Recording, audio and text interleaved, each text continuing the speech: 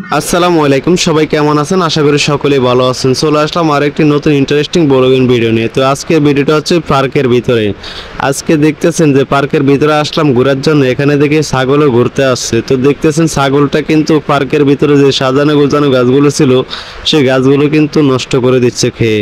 আর এই ছাগলগুলো যে কীভাবে ঢুকছে কর্তৃপক্ষ অবশ্যই এগুলোর নজর রাখে না।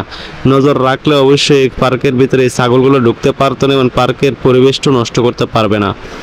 আর আপনারা অবশ্যই বলতে পারবেন যে ভাই কিসে পার্কের পরিবেশটা নষ্ট করতেছে। অবশ্যই এগুলো পার্কের পরিবেশটা নষ্ট করতেছে, কেননা এগুলো যদি ভিতরে ঢুকে গাছ সাজানো গোছানো যে গাছগুলো থাকে ওই গাছগুলো কিন্তু খেয়ে ফেলে এবং নষ্ট করে ফেলে। তো আপনারা দেখতেছেন আমার পিছনে দুটি লোক ছিল, সেই দুটি লোকে কিন্তু এখানে টিকটক ভিডিও করতেছিল।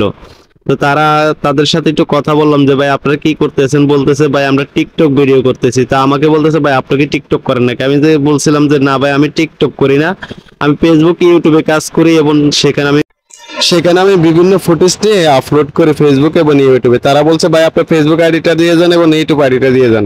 তো তাদেরকে আমার ফেসবুক আইডির নামটা দিয়ে দিলাম মিরাজকিন এবং ইউটিউবের আইডির নামটা দিয়ে দিলাম মিরাজকিন। আপনারা জানেন যে আমি ফেসবুক এবং ইউটিউবে কাজ করি। তো যারা যারা এখন আমার ইউটিউব চ্যানেলটি সাবস্ক্রাইব করেনি এখান থেকে অবশ্যই সাবস্ক্রাইব করে আসুন, মিরাজকিন লিখে সার্চ করবেন, আমার আইডিটা পেয়ে যাবেন এবং সেখান থেকে ভিডিওটা দেখে অবশ্যই সাবস্ক্রাইব করে দেবেন। অথচ আমি এই ভিডিও কমেন্ট বক্সে পিন করে ইউটিউব চ্যানেলের লিঙ্কটা দিয়ে দেবো। আশা করি সকলে মিলে সাবস্ক্রাইব করে দিবেন এবং ওয়াচ টাইমটা কমপ্লিট করে দেবেন, যাতে করে ইউটিউব এবং ফেসবুক থেকে ভালো অঙ্কের একটা ইনকাম করতে পারি।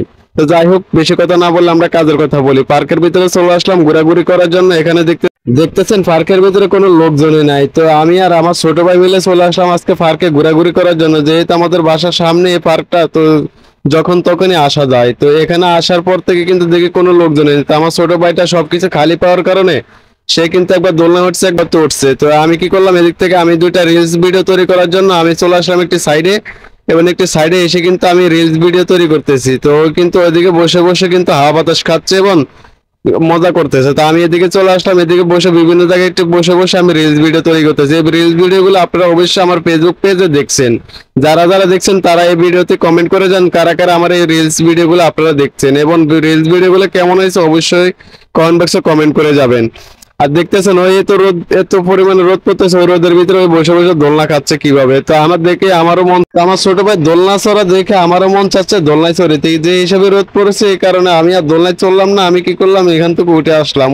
আমি ওখান থেকে সরে এসে ওকে বললাম তুমি এখানে দোলনায় চড়ো, আমি আশপাশে একটু ভিডিও শুট নিয়ে নিই। এবং ভিডিও শুট গুলো নেওয়ার পরে কিন্তু ভিডিও শুট নেওয়া শেষে ওকে ডাক দিয়ে বললাম চলে এখন আমরা চলে যাই। তো ও বলতেছে না আর একটু আমি দোলনায় চড়ে, দোলনায় চড়ার পরে কিন্তু চলে যাব।